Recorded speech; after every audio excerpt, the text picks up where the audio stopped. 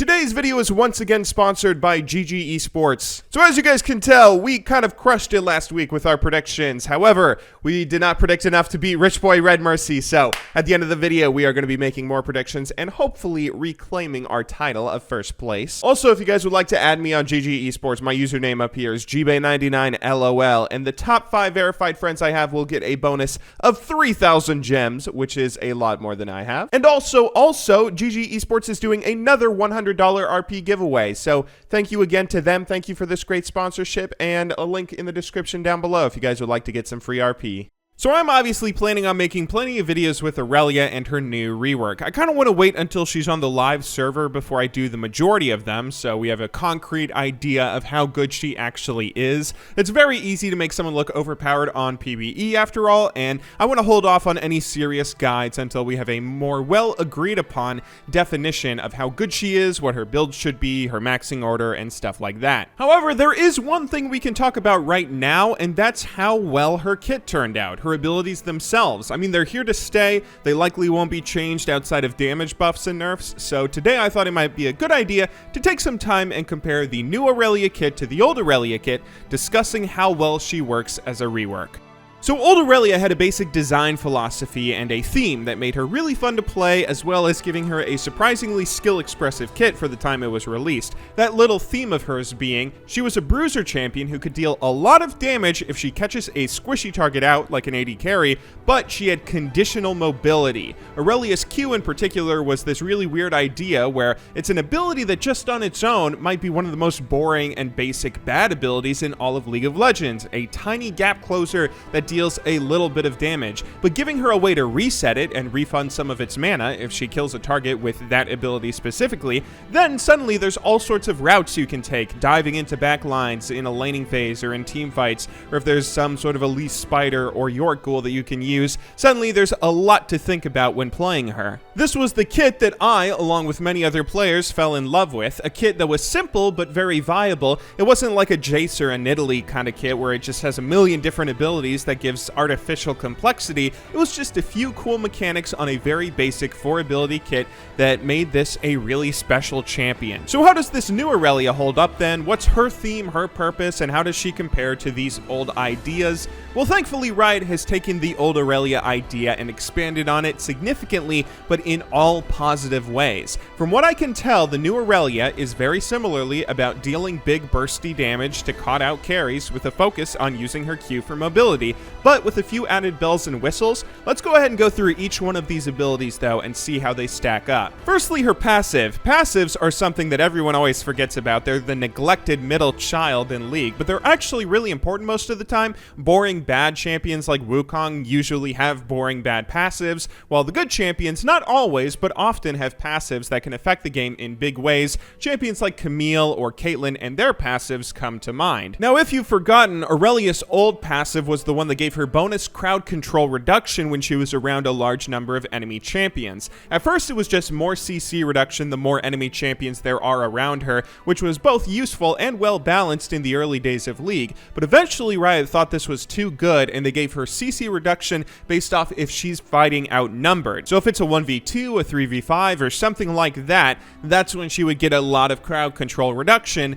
And I will say, Irelia does have a lot of outplay potential in situations where she may be outnumbered, like if she's getting ganked, she can sometimes 1v2, but generally speaking, that's only if you're not getting hit with hard crowd control abilities. If you're getting crowd controlled while outnumbered, it doesn't really matter what your CC reduction is, you are likely going to die, or at least need to flash away to have any chance at living in a team fight. Thankfully, Riot gave her an amazing new passive with her amazing new kit. Her new passive is basically the old Fervor of Battle, where every time she lands an ability on an enemy minion or champion, she will gain a stack, and each stack gives her a little bit more bonus magic damage on auto attacks, whereas if she hits max stacks, which is 4, she will gain bonus attack speed as well as 300% bonus damage to shields as well. This is amazing because of how useful it is, but also how well it synergizes with her kit. This was one thing a lot of Irelia mains were kind of nervous about when they saw the trailer to Irelia's new gameplay. They were worried that there wasn't going to be enough auto-attacking, because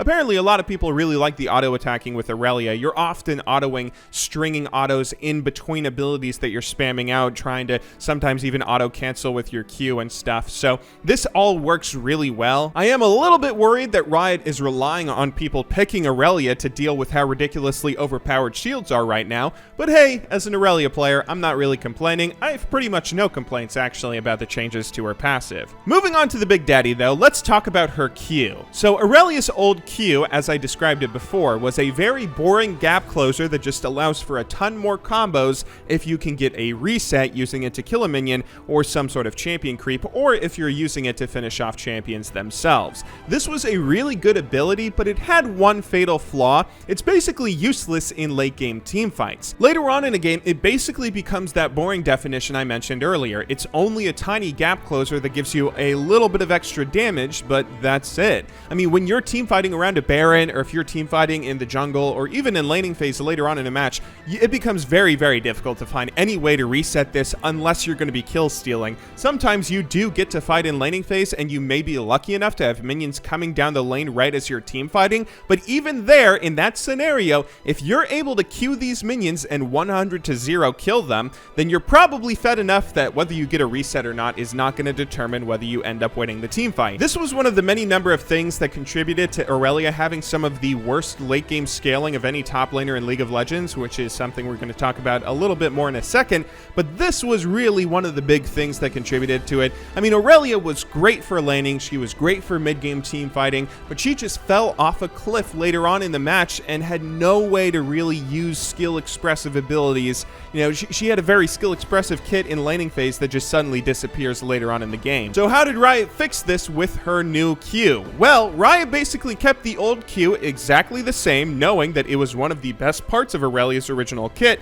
They updated the animation and fixed some of the bugs, which I of course love, although it does seem like the new animation may take longer to actually jump to targets at max range compared to the old one, but whatever. More importantly than all of that, Riot gave Irelia a new way to reset her Q. Now, if you land either your ultimate or your E on an opponent, it will trigger a mark that if you Q to a marked champion, you get a Q reset, same as always. This is amazing. Seriously, it's exactly what Irelia needed. I could not be happier with this buff. It keeps everything that's great about the old kit while expanding on it and making her so much more viable for modern League of Legends. I wish every rework had abilities updated like this. Seriously, this may be one of the best examples of Riot thoroughly understanding what made a champion great in the first place and reworking it in only a very specific right way to make that champion great again. We'll talk a little bit more about this later on when we get to Irelia's E and ultimate, but for now, let's go ahead and talk about the W. So Irelia's old W was an ability that, I mean, it just sucked. It sucked in the sense that it was impossible to balance. It was either overpowered or it was just garbage. If you don't already know what it did, this was the ability they basically gave Irelia flat healing on every auto attack with bonus healing and bonus true damage when it was activated. Now, the biggest issue with this ability was there was no scaling on it. There was no other ability like this in League of Legends. Pretty much every single ability has some sort of scaling, but these stats that this ability gave you, they were flat. It was flat bonus healing, 13 healing or 26 healing at max rank, whether the W was active or not, and then like 75 true damage when it was active. It was flat bonus healing, flat bonus true damage, and that is one of the worst things you can do for a champion in League. Look at every other true damage or healing ability in League of Legends. For real abilities, not just passives at least, but for abilities, I guarantee you one of two things: the true damage or healing will either have bonus scaling that either based on your AP or your AD, you can help it give, you know, more damage or more healing as you build your stats, or it will be a percent health ability. It will either be based on percent health or percent max health or something like that. Why is that? Well, it's because champions in League of Legends need scaling. If you give flat numbers to a champion's ability that cannot be changed no matter what they do in game, that might be insanely overpowered in the early game, it might be insanely weak in the late game, but it will never change. It will just be stuck in limbo. Healing 13 health per auto is very good in the early and mid game when you have a fairly small health pool, less than 1,000, but when you're in the late game and you have over 4,000 health, then suddenly your 13 health healing is doing nothing. Same deal for that true damage. 75 true damage per auto hurts a lot when you're just at level 6 or level 8 or whatever it is that you max your ability at. I mean, that is a lot of true damage for the early and mid game, but when you're going up against a tank late game that has 5,000 health, that does absolutely nothing to them, and there is no way for you to buff that ability. There's no way for you to help that ability scale. Now, Irelia's new W, I'll be honest, I have no idea how good it is. I mean, it might be just a copycat, different version of Fiora's W. It might be boring. It might be unoriginal. It might not end up being that useful. I don't even care, though.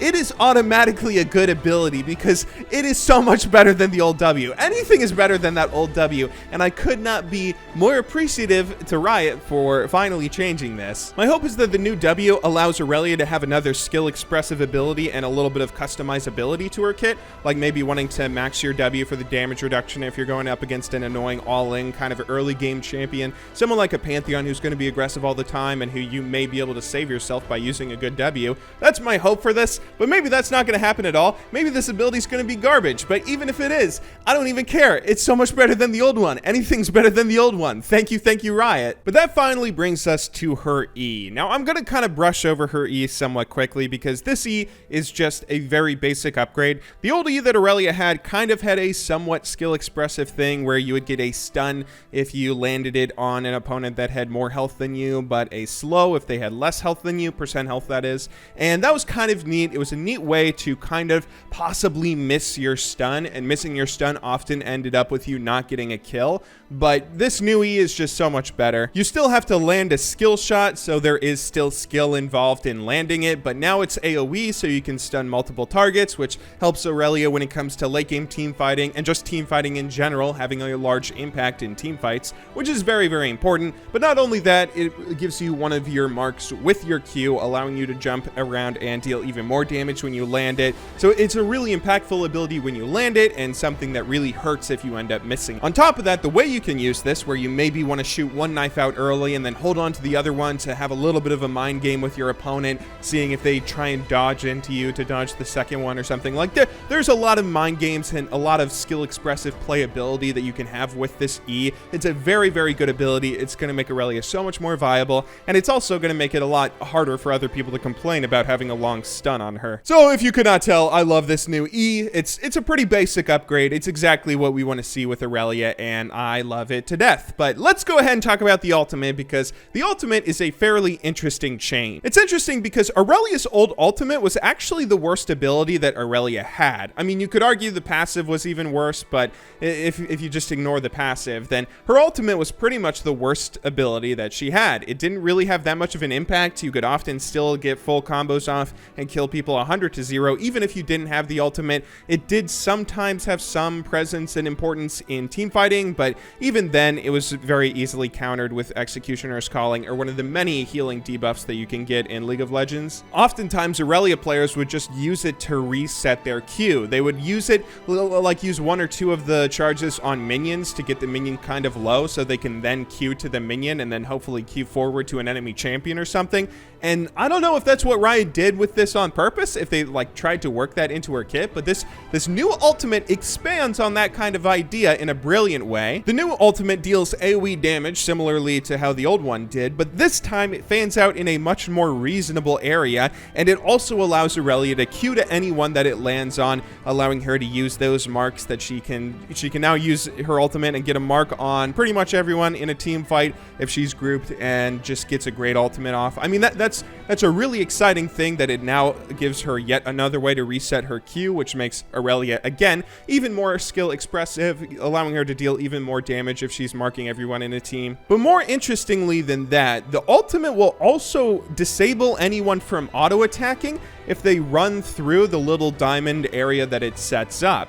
I don't know how much I like this. I'm a little bit worried that this might be overpowered. AD carry players in particular are going to complain about this a lot. And if you haven't noticed, AD carry players often get what they complain about in League of Legends. Like if AD carry players are complaining, then they often get whatever it is they're complaining about. So I'm a little bit worried that AD carry players, or players in general, might just complain about this ability, and then Riot might end up nerfing Irelia because she has this ability on her ultimate. Whereas even if she didn't have that ability ability to disable people's auto attacks or something, this would still be an incredibly good ultimate that fits very well into her kit. I mean, being able to mark people and deal AoE damage, that alone is a great ultimate that I absolutely love. I'm a little bit worried they went overkill with the massive slow as well as that ability to disable people's auto attacks if they run through that barrier. I really hope that's not the case. If this ends up becoming a big problem, then I would much rather Riot remove this ability than nerf the rest of Irelia's kit to try and balance her out. Maybe it won't be a problem at all. Maybe I'm thinking this is going to be way too good of a quality and it's actually just going to be a completely easy thing to dodge. You can just flash out of the ultimate, I guess, and it's only a slow if you run through it, so you can still gap close away or at least NW or something. But anyway, yeah, those are my thoughts on this rework so far. All in all, I absolutely love it. I love everything that Riot's done with pretty much every single one of these abilities. I think Riot did a great job of taking the original ideas that Irelia had and expanding on them greatly. I'm a little bit worried about the AP ratios, and I'm a little bit scared that people might start trying to play her mid lane more often than they play her top lane. Top lane champions often get stolen away by other roles in League of Legends. I mean, it wasn't that long ago that we had Shyvana and Kha'Zix and all sorts of fun top lane champions that just you never see anymore nowadays. They just got relegated to the jungle. I hope Riot balances her out in a way where she still gets to be played the majority of the time in top lane because she feels like a top laner, and she is a very fun top laner at that. She seems very skill expressive, she seems very viable, and I cannot wait to play her when she goes live. All right, so for our predictions this week, I'm going to be going back to NALCS, and I'm going to predict both of the 2 spring playoff games that are being played today. Now, C9 are actually underdogs and pay pretty well, and they are really, I think they're probably better than Team Liquid. I think Team Liquid is going to choke, and, you know, whether it's Jensen or someone else, I think C9 is probably going to end up winning this series. Team Liquid is made up of the majority of, like, former CLG players, and they always choke everything all the time, so let's go. I'm going to, this is a lot. I'm going to do a 1.5 million coin bet, and hopefully C9 win. There we go. And we are also going to go back and, you know, fuck TSM. TSM sucks. They always suck. Go Clutch Gaming. Only 500K for them, because I have a little less faith. TSM's actually good for whatever. The pain of being a CLG fan. Anyway, though, hope you guys all enjoyed watching today's video. Once again, RP giveaway in the description down below. Thanks again to GG Esports, and I will see you guys soon. But until then, thank you very much for watching. Good luck in solo queue, and have a wonderful day.